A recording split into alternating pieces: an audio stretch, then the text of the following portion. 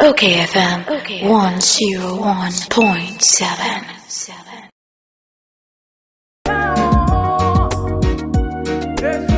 Okay, 101.7 FM Suni Ghana de Shimaima me mamunyina Jo enumre ebra so se de Abrabopa dwumadie ebramo Abrabopa dwumadie abrabomu nkomo ene die ye dwendwene ho we eye practical life lessons ene adesua bebre ene nya de abadwafo beka ye ho na ye di nkomo ne yesua de na Abrabopa dwumadie no akoso ye frem ya Akosua go Aboagye obetimi afrem ya Akosua nhira ene Abrabopa dwumadie partial lockdown eba ye ensemo asore ewa aware mu no enya semwa omanfo problems a wo de aba practical ensemo ACCA ensemo apagya ne ho no enne yebedi hu nkomo ewo Abrabopa edwumadie so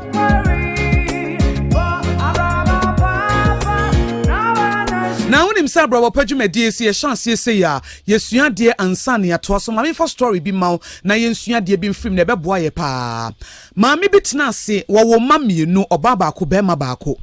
na wowu ye no ne mani nyini no no no mo natie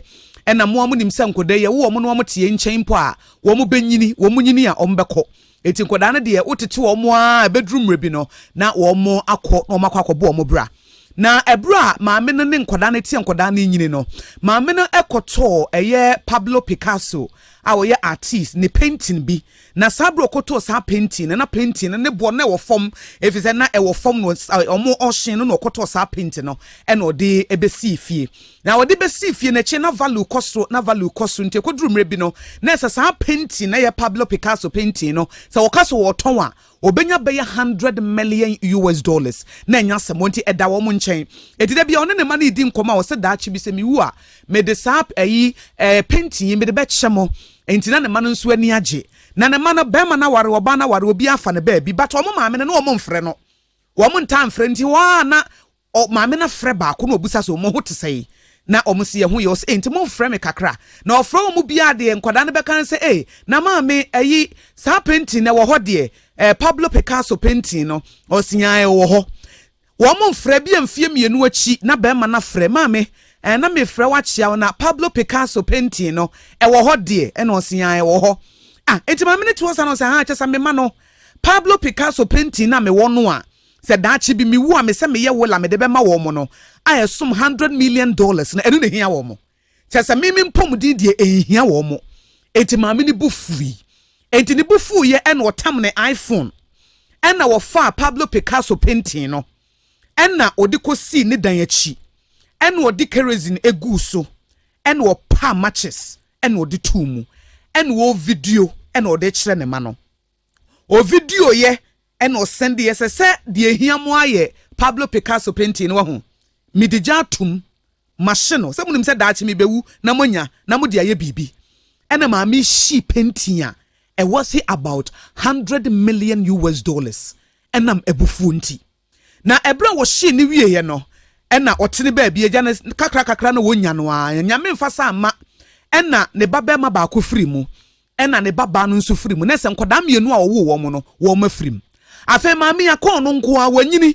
wadum pempensuo bi a onye obi ama ne nhwe ne biem ne sika won account mu nyina asa enom se ne agisi ade uko home ye wo home wampanifuo enyini a ye de wo mukọ enom se me de mempɛ ho me pese metena me fie no se wo fie ha wontimi afford wontimi ntua eti de se ade uko home na nka wo japade bi wo ho dia enka betimi aton se japade no ne ya penna ne bia ba betena wo nche ne wa hyewa kopim se wo bewuo ena ma me se na me wo painting bi Pablo Picasso painting ana worth about $100 million nanso machine say mame ade edi abone na wo ye ne sa no wo se ai me de me ma no ho obufuo ena me de ehye no. And the message I'm a Emma war and say, you can't overcome what you don't confront. You can't overcome what you don't confront. Sabibe wo Abrabopa enya. Memfa ne me bi nyi wo ho ano. Efi se be hawo. Sa abufuo na wo so na wabufuo ba na wo kom no. Wabufuo ba ye mo wo kyem so. Na wo de bo ho samara na me de me kokonye no. Da che betimi de asam kase bi abrɛw. Bema wotia ware ase wo yire mo wo kyem so wo yire boso na obuafu wo bufu a ene ebeye busumi nsia na wano nto obi anum adaya wo so kokko aba saa de na wo ye no ede yare bi na bebra wo da kye o wo ba wo no kuru nya asam na wo kuru pese motena na mo ka asam no a wo de wo se wo bu afunti na asam na me yemmoso wano nto wo kunu num wo nkasa na ho da kwapensa wo ankasa wakoma beta wo yem eti se bema ne yare mpo no wo frɛ wo a wo nye so adan a obu afu mame wo kokko no a ɛha wo no se wo anya ntoma anya ho bibi na wo ani sunkuni mu asa kokko abufuo no daache ebesɛe wo ede ɔhaw ne abinidie ene beto so na no me drive crunch ni bia wote ne Land Cruiser mu V8 mu na trotro driver bi echem ena trotro driver ni chemu yesu ban bi anya ne fe na papa yesie free ne kam na wo gina traffic light ase na wone trotro driver dia bu ani kuntokwa ne atete ne suit ada papa ade abufuo tantan no na media mekokonya media mabufuo ba enye no a wo nhamo ho mpaye manyame mmoa wo no daachi adiasem bi bebra wo adiasem kase ene bebra wo ye fa Abrabopa so de ato wanim se ade bi a wo wabrabo mu a enye no memfa niema bi nyi wo ho ano emmo obi asobo accept responsibility jitum se wafom na wo hia moa enu ne beboa ma Nyankopon atimi aboa wo na saa bre ya wo dik niema bi yi ho ano sa an enka wo anye me saa enka menye sei enka wo ntia me naso a wontimi ntina sase wosu wo bre obi ntia wo naso wontimi ntina sase wosu wo bre obi ntimi nya bibia woni anye ho enti wo kokko no wo bufuo na wo so eba na wo kom se komfo no ye ho bibi wate saa bre ye nkoda wo fie kwosha abata bi a ye hwe ye ma oba wo bufu a wo so wo mamu a wotimi bura kwada no mani pra wotimi bu akwada no ema moja para kwada no ada ye oba wo kokko tantan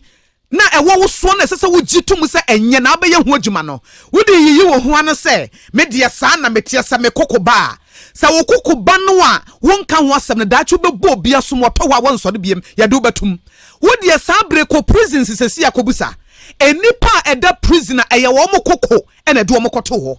wo mo bufuo a wo manhye wo mo husunti enne yama ne 30 years yama ne 40 years obi life sentence wo da ho enam ne kokunti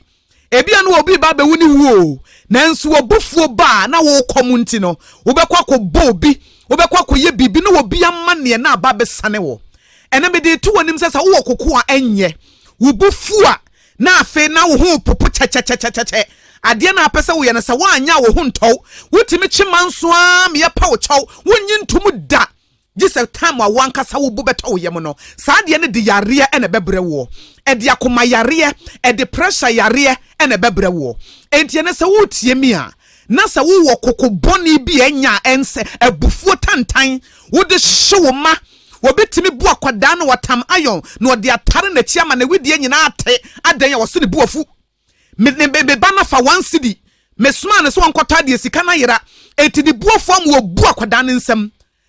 me pacho anu ohyidudu o jetum se wafom jetum se wo kokko na enye na enya depa enti wo hia moa the moment I will be accept responsibility the moment I will be dia tum se saa de wei no daachi ediamane hunu ene o how bi bebre me no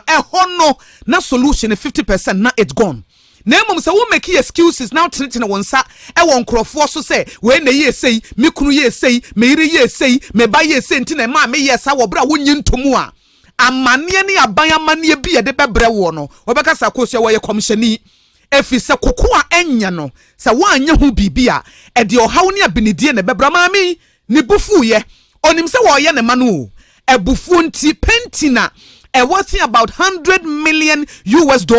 wa pagya de atum ahye no ne ma ho abufuo nti ekoduru mre bi nanka wo hia sika enko betimi de aye bibi nanso na bufuo de na ko hia ene amanemu enti na de American say what you don't confront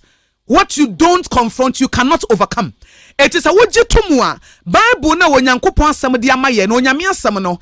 solution to every problem. Onyame asem no bibia kafa ho. Enti fa Bible no neko scriptures nim baby ka bibi about anger ebufuo no meditate on that scripture. Bohum paye kokokoto dwanem kasa urade humemabo na bua me na sa ebufuo emfa me nkoto amane hunu mu na ye wadwen sa wo besesa na enkakra na enya dako onyame de wobɛkɔ na by leaps and bounds emedrum rebi no ade an obi di ye wa na okoko aba no wobɛsere ɛwɔ so enti enne de mede ma wo ne sɛ ebufuo kokuo bi a wo so ano ohye a eba wo so a ema wo ye niema a etan wutimi fa wo kunu bɔ ne nkyɛ no wutimi fa wo yede bɔ ne nkyɛ no wutimi fa wo ba bɔ ne nkyɛ no sa ebufuo na eba wo so ema wo react no are so irritated say wo ye niema a enye no jitum se ebra so se obeye hu bibi na wapɛ nwoma efa anger management ho counseling no kro a wakɔ counseling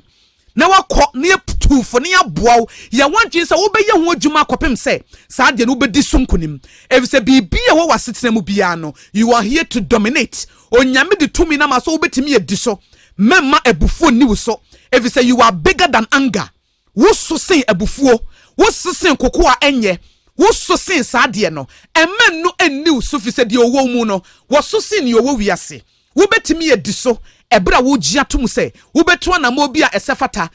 kopim se kokobone no ebekɔ fam ama niema bia na ehyew so enema bia ha wo no watimi edi so wei ene message amede ma wo ewo Abrabopa edwumadie so Make I say okay 101.7 FM Sueni Abrabopa edwumadie ene wasugu so a wutie no okayfm 101.7